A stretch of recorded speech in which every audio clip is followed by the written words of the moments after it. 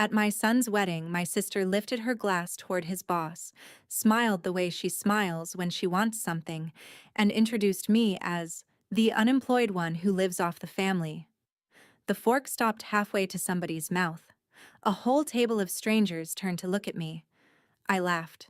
I had practiced laughing. Then the man beside her set his glass down on the linen, slow and careful, and I watched Sandra's smile freeze on her face. What none of them knew was that the man she'd just tried to impress had spent 3 years trying to find me. Welcome back to Calm Drama Stories, where we sit with the quiet women nobody counts, the sisters and daughters and mothers, right up until the room finds out exactly who it was talking to. Drop a comment where you're watching from, and be sure to subscribe. My name is Melanie Sinclair, and I am 46 years old. For most of that wedding, I stood at the edge of the reception hall with a glass of wine going warm in my hand. I have gotten good at edges. 3 years ago, I would not have known where the edge of a room even was, because I was always at the center of one, usually at the head of the table, usually the one everyone waited on before they started. I ran strategy for companies whose names you would know. I built the kind of career people write case studies about, and I did it without a wealthy father or a lucky marriage or a soft landing anywhere. Self-made, they used to call me, back when anyone bothered to call me anything at all. Now I was the woman by the coat check, watching my son Ethan laugh with his new wife, and I felt the strange peace of a person who has already lost the thing she was most afraid of losing and survived it anyway. Ethan looked so much like my mother when he smiled. Nobody at that reception knew that. Nobody there had watched me sit by a hospital bed for 2 years, or knew the ledger of everything those 2 years had quietly emptied out of my life. To them, I was Sandra's sister, the one who didn't have a job, the one you were kind to the way you are kind to a stray. I let them think it. I had learned that being underestimated is its own kind of quiet, but underestimation is a loan, not a gift, and somebody always comes to collect. The call came on a Tuesday, a little over 3 years before the wedding, and I remember it because I was standing in a glass conference room 40 floors up when my phone lit with my mother's name. I was days from being named managing partner. I had spent 20 years reaching for that specific door, and it was finally swinging open. I stepped out to take the call, half annoyed, and my mother said the word pancreatic, and then she said the word stage 4. And the 40 floors under me seemed to go very quiet. She was 68. The doctors gave her numbers, and the numbers were small, and I did the only math that mattered to me while I stood in that hallway with the city spread out below like something I no longer cared about. I could keep the door, or I could keep the time. I did not agonize the way people expect you to. I went back into the room, and I told the partners I was withdrawing my name, and I watched 20 years rearrange themselves into something else. Sandra was in a different city then, and I called her that night. My sister said something to me on that call, quick and light, that I did not understand for 3 whole years. When I finally understood it, I understood everything else about her too. But that came much later, at a table with white flowers and a man setting down his glass. That night, I only heard the words and let them go. Here is the thing people get wrong about my sister and me. We were both asked. When it became clear our mother could not be alone, the family had a version of a meeting, the kind that happens over speakerphone with too many people talking. Somebody said it plainly. One of us would have to step back. Sandra was a manager then, mid-level, clawing her way up a firm she was terrified of falling out of, and when the question landed, she said, "I can't just throw away everything I've built." She said it fast, like she'd rehearsed it, like she needed us to hear the certainty before we heard the refusal. And the awful truth is that I understood her. I have thrown away everything I built. I know the exact weight of it. Sandra was not a cartoon. She was a woman who had climbed a long ladder in the rain and could not imagine letting go of a single rung. So I said I would do it. I said it the way you volunteer for the thing nobody else will touch. Half pride and half love, not knowing yet that the world keeps two different sets of books, one for the people who stay and one for the people who leave. I did not resent her then. I want to be honest about that. The resentment came later, and it did not come from the caregiving. It came from what she decided the caregiving meant. 2 years is a long time when it is measured in medication schedules. I learned the language of oncology the way I once learned the language of mergers, fluently and against my will. I sold my apartment and moved into something smaller so the numbers would stretch. I drove her to appointments at 6 in the morning and learned which nurses were gentle and which were merely fast. My phone, which had once buzzed all day with people who needed my judgment, went quiet. And then it went dead. And I did not have the energy to grieve that on top of everything else. Some nights my mother would surface from the fog of the drugs and look at me with perfect clarity. And one of those nights she said something I have carried like a stone in my pocket ever since. She held my hand and she said, "They'll measure you by the room you're in. Don't you dare measure yourself the same way." I told her she was being dramatic. She told me she was dying and had earned the right. We both laughed, and it was a real laugh, not the practiced kind. That was the last good week. There is a mercy in not knowing which week is the last one until it is already behind you.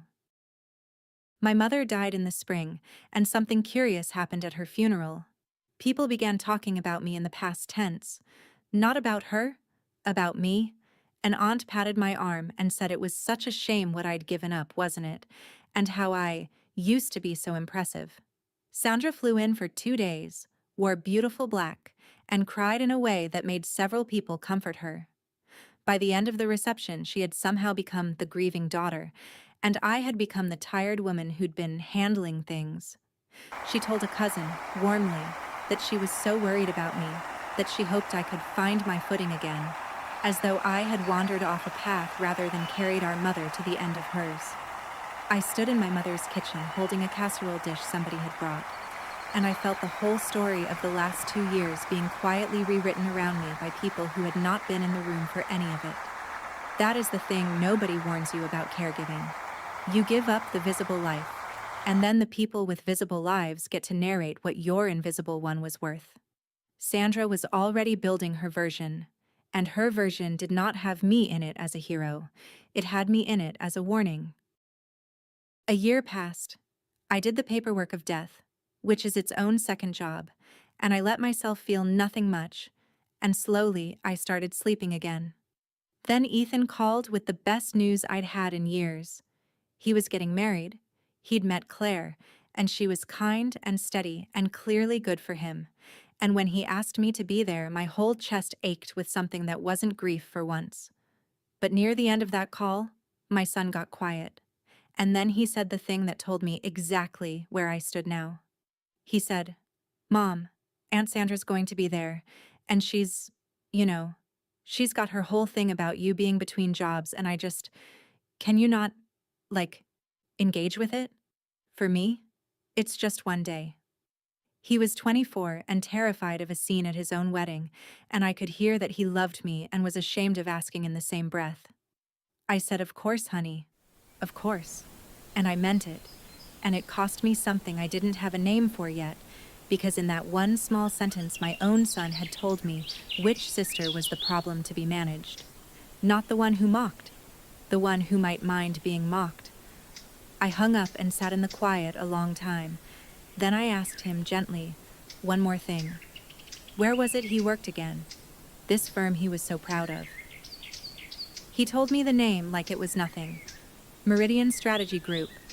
I kept my voice even and said that was a good firm, and he said, yeah, Aunt Sandra had actually helped him get the interview. She was a manager there, and he was just an analyst, but he was learning a ton. I said I was proud of him, and I was. And I did not tell him what that name meant to me. Because I knew Meridian. I had competed against Meridian for a decade. I had beaten them on pitches and lost to them on others. And years ago, I had built a framework, a way of mapping a company's real decisions against its stated ones, that had gotten around the industry the way good ideas do, uncredited and everywhere. The last I'd heard, Meridian had adopted a version of it wholesale. By now, it would just be house knowledge there, the way a tool becomes so ordinary that no one remembers it ever had an author, and Sandra had climbed her whole career standing on top of it without a single reason to know whose name had once been on it, least of all a sister she'd never once thought to ask. My son worked inside the house I used to lay siege to, under my sister, in a world I had ruled and then walked out of, and none of them knew it, because none of them had ever asked me a single real question about who I'd been. I could have told Ethan that night, I want you to understand that I chose not to, not out of some clever plan. I was just so tired of being the woman explaining that she used to matter. Let them find out or not. I was going to a wedding to watch my son be happy, and I owed no one my resume. The rehearsal dinner was Friday. Claire's family had money, the quiet kind, and the rehearsal dinner was in a private room at a restaurant where the waiters folded your napkin when you went to the restroom. I wore the one good dress I had kept from my old life and felt like a museum piece of myself. Claire's parents were gracious in the careful way of people who don't quite know what to make of you. And Sandra, my sister, walked into that room like she had booked it herself. She wore success like a fragrance. She had a new watch and a newer confidence, and within 10 minutes she was holding a small court by the window, telling stories that all seemed to end with her being right. I watched my son watch her with something like envy, and I understood the shape of the evening before it happened. Sandra was the family's success story tonight, and every story needs its contrast. I got a glass of wine and found a chair near the edge, which by now felt less like exile and more like a good vantage point. From the edge, you see everything. From the edge, you see who a person is when they think the important people are looking. And Sandra, all night, kept glancing toward the door, waiting for someone who mattered more than the rest of us to arrive. The person Sandra was waiting for did not come to the rehearsal dinner, but he came up in every third sentence. My CEO, she kept saying. David is incredibly selective.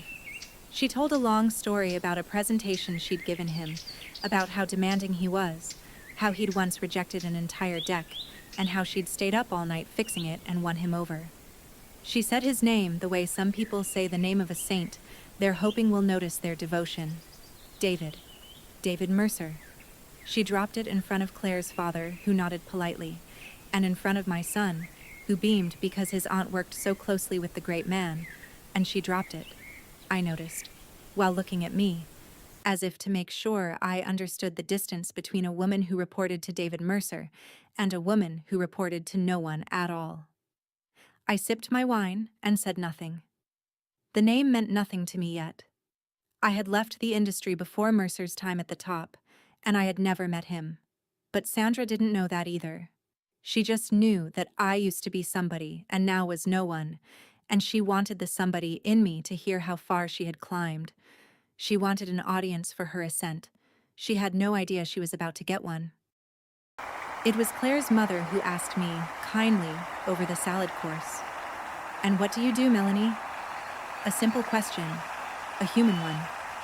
I opened my mouth to answer it honestly, to say that I'd stepped back from consulting to care for my mother and was thinking about what came next, which is the truth, and not a shameful one. But Sandra answered for me before I got the first word out. She laughed a light little laugh and said, "Oh, Mel's between things right now. She's been between things for a while." She said it fondly. That was the genius of it. She wrapped the knife in fondness so that anyone who flinched would look unkind for flinching. Claire's mother smiled uncertainly and moved the conversation along, and I sat there having been introduced, in front of my son's new family, as a woman defined entirely by absence, between things, as if I were a hallway, as if the 2 years I'd spent holding a dying woman's hand were a gap in a timeline rather than the fullest thing I'd ever done. I felt the old professional part of me, the part that had sat across from hostile boardrooms, go very calm and very cold. I said, "That's one way to put it, Sandra." And I let it drop, because it was Ethan's weekend, and I had promised, but I filed it. Some words you file. I stepped outside after the entrees to breathe, and Claire followed me. My son had married up in the only way that matters. She was the kind of person who notices when someone has gone quiet. She stood next to me in the cool air and didn't fill the silence right away, which told me a lot about her.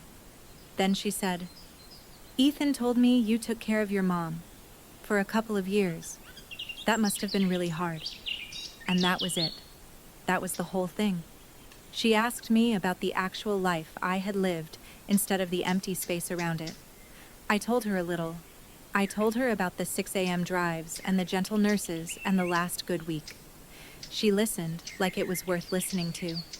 At one point she said, "That's not nothing, you know. That's kind of everything." I had to look away at the string lights for a moment. It is a strange thing to have your own son's wife be the first person in 3 years to hand you back a piece of yourself. When we went back inside, Sandra was mid-story again, and Claire caught my eye across the room and made a small, private face, the kind that says "I see it too." I had an ally now. I didn't know yet how much I would need one, or how little, in the end, I would use her. The moment I keep coming back to happened over dessert, and it happened with paper. Claire's father mentioned in passing that he might need some consulting help for his own company down the line. Nothing serious, just thinking out loud. And Sandra moved like a shark that has smelled the water change. She reached into her bag and produced her business cards, Meridian Strategy Group embossed in navy, her name and her title in clean type, and she fanned them out on the tablecloth like a winning hand of cards and slid them toward Claire's father with a smile. Then she turned to me. She let the pause sit just long enough for the table to feel it. And she said, "Do you have one to give them, Mel? Anything at all?" The table went quiet in that specific way. Everyone understood the question was not about business cards. It was about whether I existed, and I did not have one. I had left my old cards in a drawer 3 years ago along with the rest of that life, and I had not made new ones because I did not yet know what they would say. So I sat there, empty-handed, in front of my son and his new family, while my sister's little navy cards lay fanned across the linen like proof of who was real and who was not. I smiled and said no. I was fresh out. Sandra smiled back, satisfied, and the dessert plates came, and the moment passed for everyone but me. I would carry those fanned cards in my mind all the way to the reception. If you have ever stood in a room holding nothing while someone spread their little cards like a winning hand, you know the exact sound that silence makes.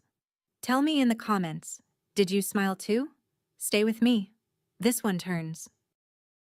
That night, back in my small apartment, I did something I hadn't done in a long while. I took down a box from the top of the closet. Not documents, not old contracts, nothing I could have waved in Sandra's face. Just a photograph.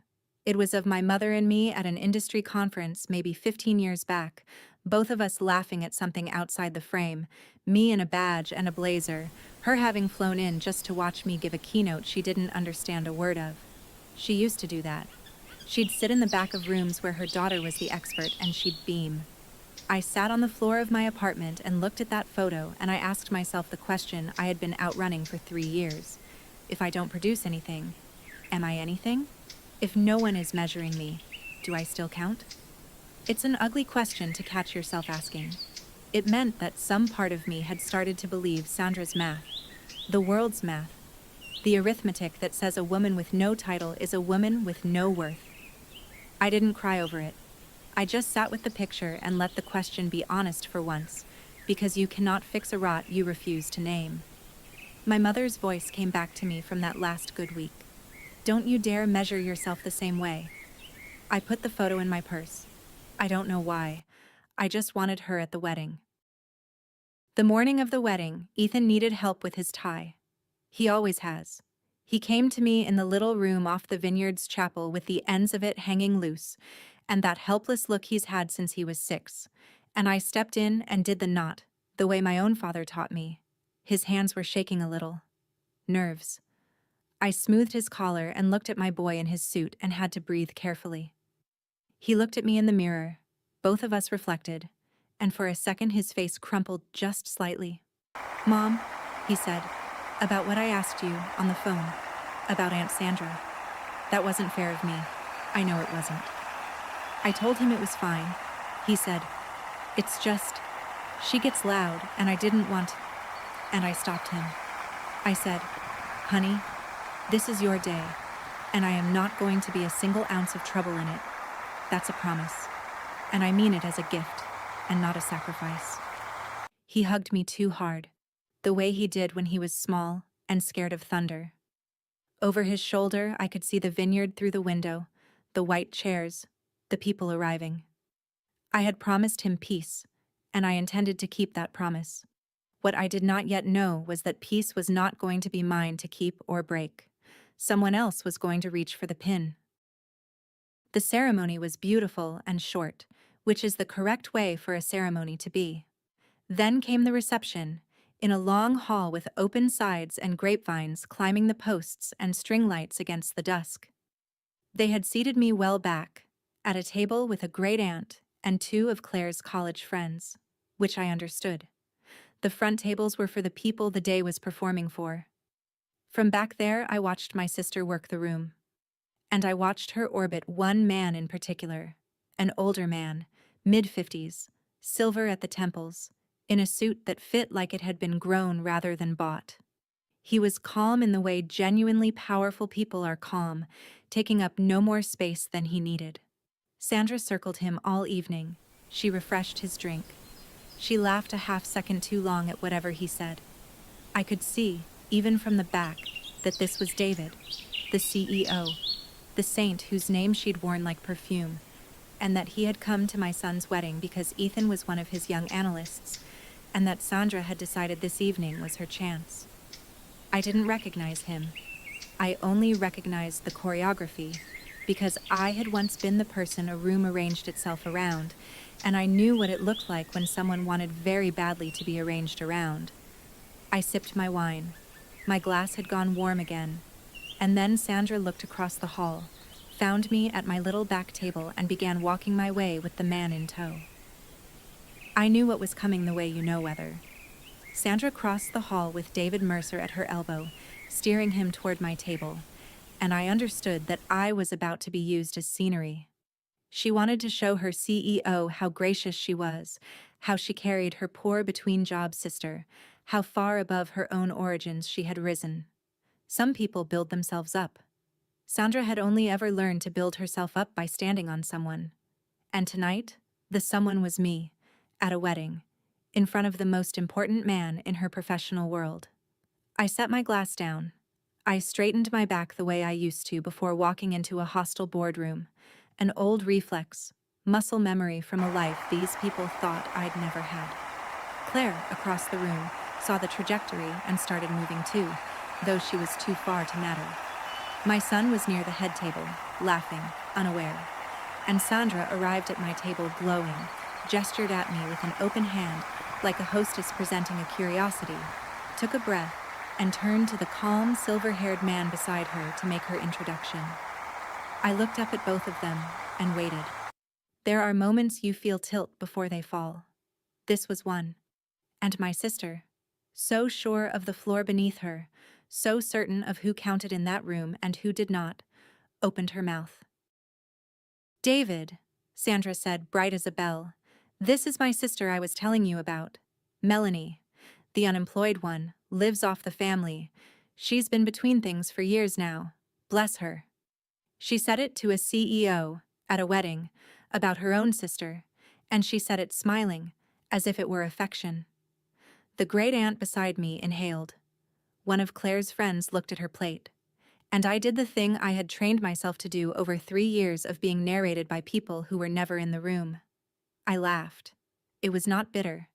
It was almost gentle. And then I looked at the man, this David, and I said the truest and quietest thing I could, the thing that closed a door behind me even as I said it. "She's right," I said. "I don't have a title anymore."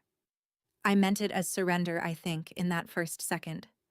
I meant, "You win, Sandra, I'm done fighting this story." But some sentences turn in your mouth as you say them, because the moment the words were out, I felt them stop being an apology. I don't have a title anymore, as if a title had ever been the thing that made me.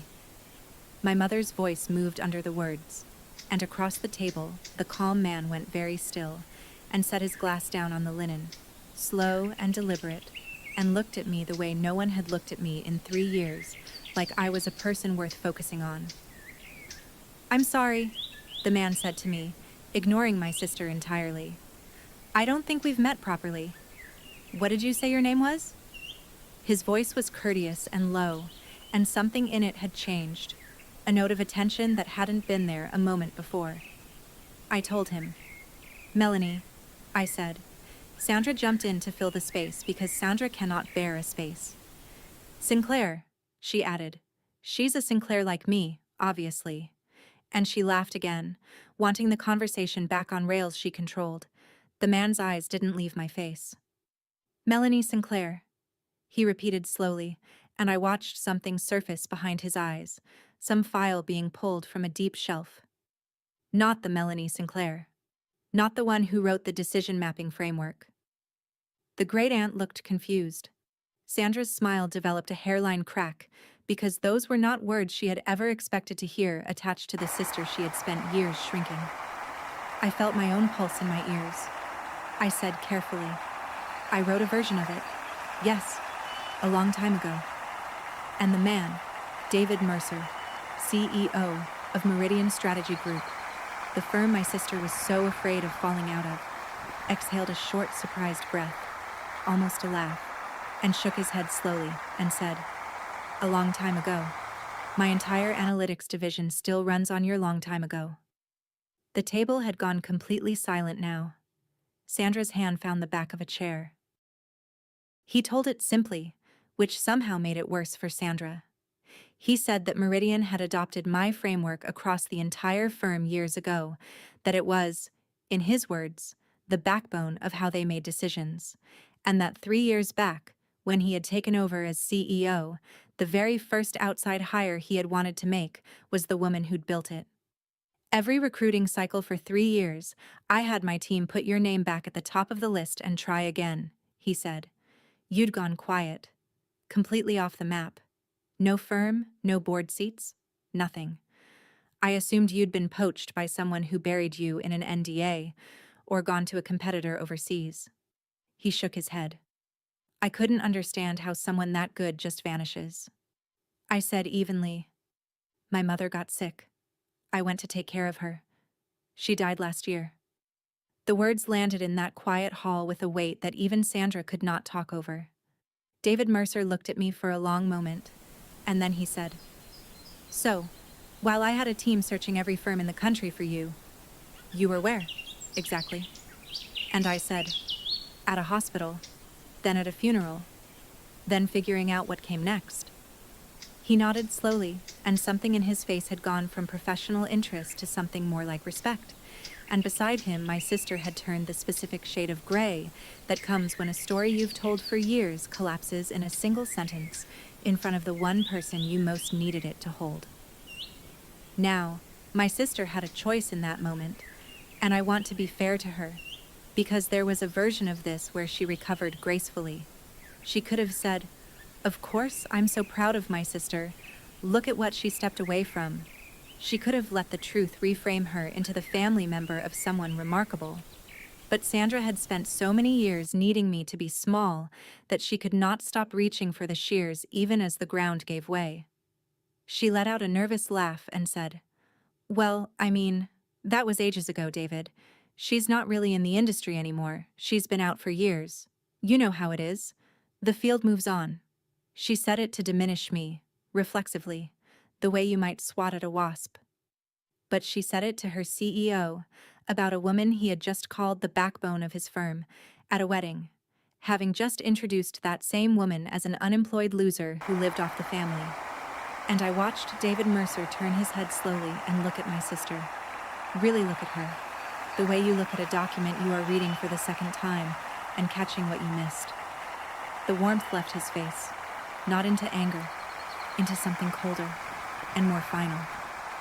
He set down the drink she had so carefully refreshed all night, and the whole hall seemed to hold its breath, forks suspended, the string lights humming, everyone at the nearby tables now openly watching.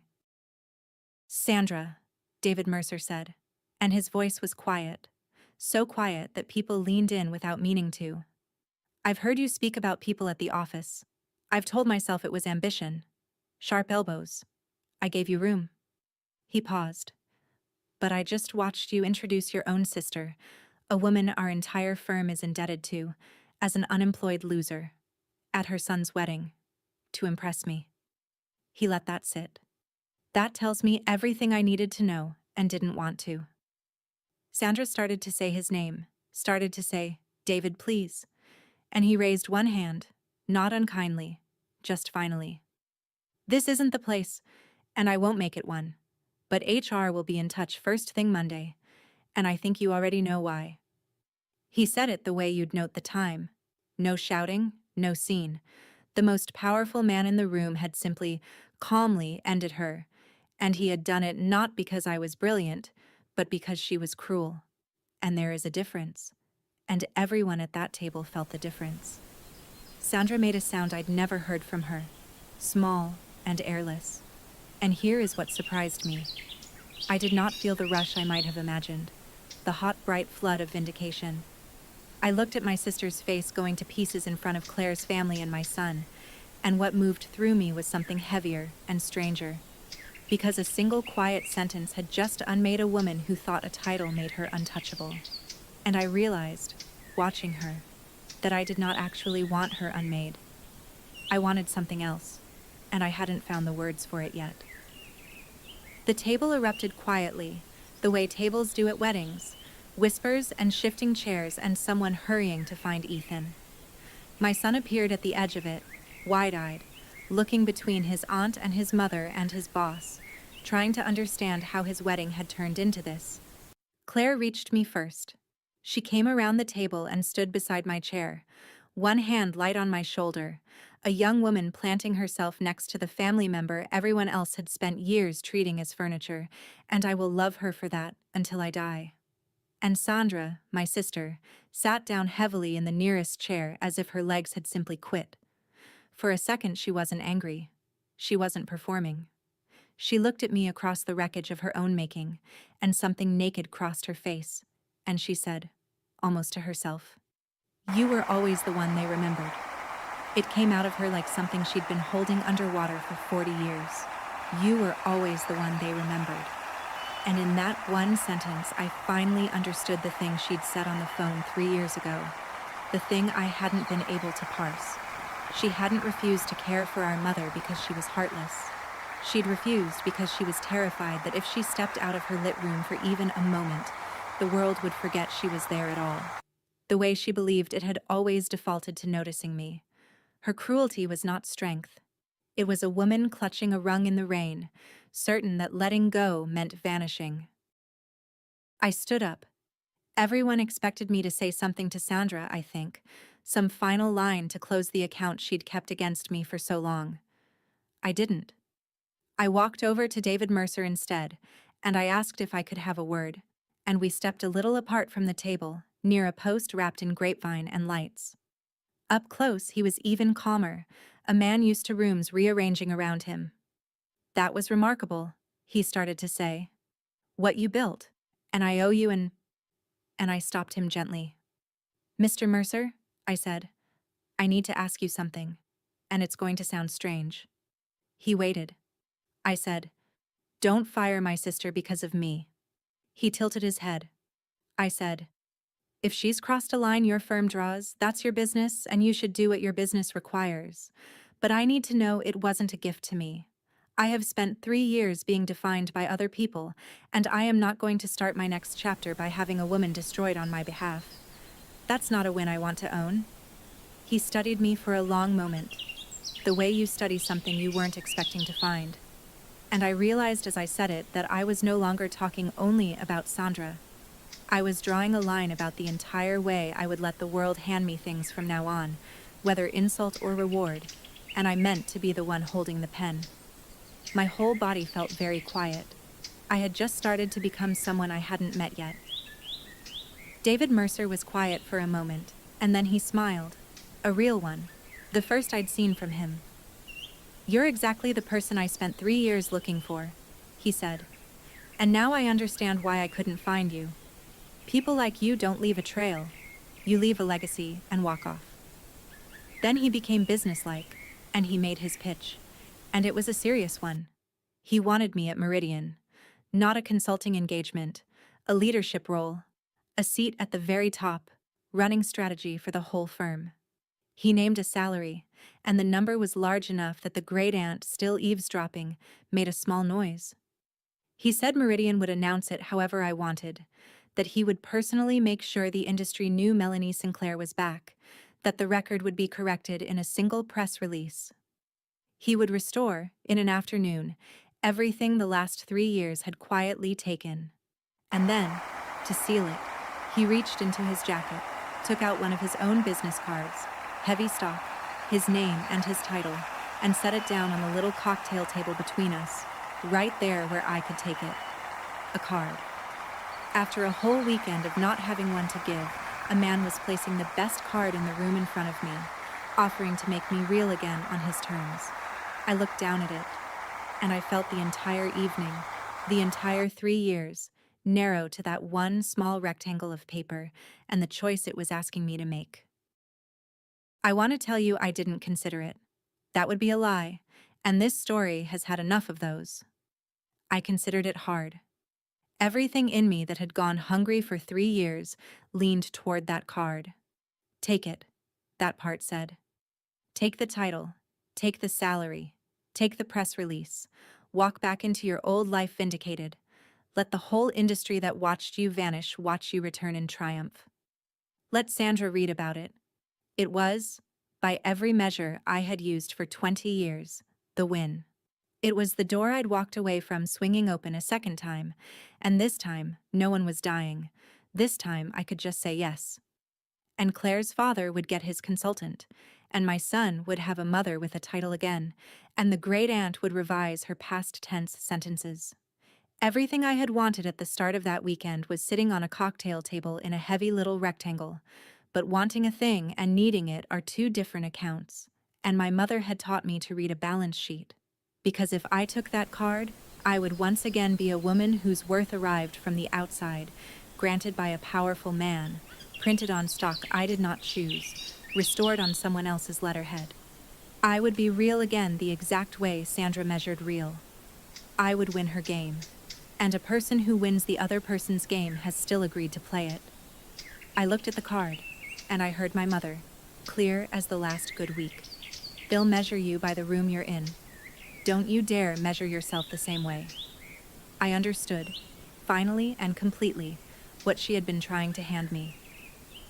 Here is what those 2 years by a hospital bed had actually taught me, though it took a business card on a wedding table for me to finally read it. I had spent my whole life believing my value was the value I produced for other people. Build the framework, close the deal, run the room, and you are worth the applause you generate. Stop producing, and you are between things. That was the arithmetic. And it was the same arithmetic Sandra lived by, the same one that made her refuse our mother, the same one that had her clutching her Navy cards like a life raft, the same one that had almost convinced me, on the floor of my apartment with an old photograph, that a woman with no title was a woman with no worth. But I had done the most valuable thing I would ever do in a room with no applause in it at all. I had sat with my dying mother through 2 years no one clapped for, no one credited, no one put on a resume, and it had not been a gap. It had been the fullest, truest work of my life. The world had called those years empty. The world was wrong, and I had almost believed the world over my own hands. My mother had seen it coming.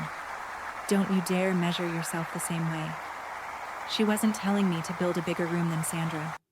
She was telling me to stop letting the room do the measuring at all. I looked up from the card and I looked at David Mercer. And for the first time in 3 years I knew, all the way down, exactly what I was worth, and that it had never once been printed on anything. I picked up David Mercer's card. I held it for a moment so he would know I understood exactly what I was refusing, and then I set it back down and slid it, gently, across the little table, back to him. "Thank you," I said, and I meant it with my whole chest. "You have no idea what it means that you remembered. You saw me when my own family had decided I was a cautionary tale. I will carry that." He waited because good negotiators know when something else is coming. I said, But I'm not going to take the seat. And it isn't pride.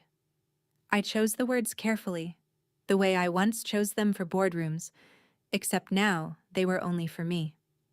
You offered to restore me, to correct the record, put me back where I belonged. But I didn't lose myself out there, David. I didn't get lost. This room just forgot how to see, and that was never my failing to fix by taking a better chair. I don't need to be restored. I need to build my own table, and I'd like it to be one where the first question isn't what's your title, it's who did you take care of. He was quiet for a long moment. Then David Mercer, CEO of Meridian Strategy Group, did something I will always respect him for. He laughed softly, and he picked his card back up and put it away, and he said, "Most people take the chair, Melanie. In 30 years, you're the first one I've offered it to, who'd rather build the room." He put out his hand. "Then I'll be your first client. And don't fire your sister, Melanie," you said. I heard you. What I'm going to do about Sandra, I'm doing for my firm, not for you, exactly as you asked. That distinction is yours. I shook his hand. I had walked into that reception with nothing to give anyone, and I was walking out having turned down everything, and I had never in my life felt richer. I went to find my son. Ethan was standing near the cake with Claire, looking like a boy whose beautiful day had cracked down the middle, and when he saw me, his face asked 100 questions at once. I took both his hands. I told him his wedding was still perfect, that nothing that had happened at that table was his to carry, and that his mother was more all right than she had been in 3 years, which was true. He asked quietly if it was awful, what he'd walked into. I said, "No, honey." I said, "I think it was the opposite of awful. I think it was the night your mother got herself back." Claire hugged me, and over her shoulder I looked across the hall to where Sandra sat alone at the emptied table, her navy cards nowhere in sight, staring at nothing. I did not go to her.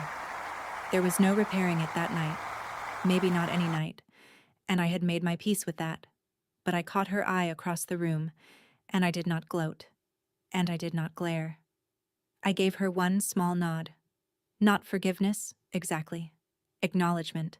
Two sisters raised in the same house by the same rules about who gets to matter, and only one of us had just walked free of them. She looked away first. Then I turned back to my son and his wife, took a glass of something, and let the wedding be a wedding again for whatever was left of the night. Later, when the dancing had started and no one needed me, I stepped out of the hall and stood in the vineyard dark for a while, listening to the music leak out behind me. I had my mother's photograph in my purse. I took it out and looked at it under the string lights, the two of us laughing at that long-ago conference, and I told her, quietly, that I'd finally understood the thing she'd been trying to give me, and that I was sorry it had taken me so long. 3 years I had walked out of rooms feeling myself grow smaller in the doorway, feeling the invisible arithmetic subtract me a little more each time. That night I walked out of a room feeling exactly my own size, for the first time since she died. I had no title. I had no card. I had turned down a fortune and a throne, and I stood in the dark holding a photograph of a dead woman, and I was not between things. I was, finally, at the start of my own thing. The music played, the lights swayed, and somewhere behind me my son was dancing with his wife, and my sister was gathering her coat to go, and the world had not changed at all, still measuring everyone by the rooms they stood in. But I had changed, all the way through, and that turned out to be the only measurement I'd ever needed to correct. That was a little over a year ago. Here is what became of everyone, since I know you'll want to know. I built the table I told David about. Sinclair's strategy is small, deliberately, 3 people and a handful of clients. And David Mercer was true to his word and became the first of them, which opened doors I didn't have to knock on twice. It is not an empire, and I don't want one. I've done the version of my life that chases the biggest room, and I'm not going back. The firm is enough. It is mine, and it measures the right things. Sandra left Meridian that Monday. The industry is small and people talk, and the story of what she'd done followed her for a while, and she landed eventually at a lesser firm in another city, a rung lower, still clutching. We are not close. I've stopped pretending we will be. Some breaks don't heal into something stronger. They just heal enough to stop bleeding, and you learn to live with the scar and the distance. The world's arithmetic didn't change either. It still worships the title and calls the caregiver's years a gap. I couldn't fix that, and I've stopped trying to. But Ethan and Claire come for dinner now, often, and Claire is pregnant, and my son hugs me like a man who knows exactly what his mother is worth. That's the fallout. Smaller than a fairy tale, truer than one. It turns out the 3 years I'd been taught to call a gap were the fullest thing I ever did. And a person's worth was never once the sort of thing that fits on a card you can fan across a table. Last week I interviewed a woman for my firm who'd been out of work 3 years caring for her father. Her hands shook when she got to the gap on her resume, braced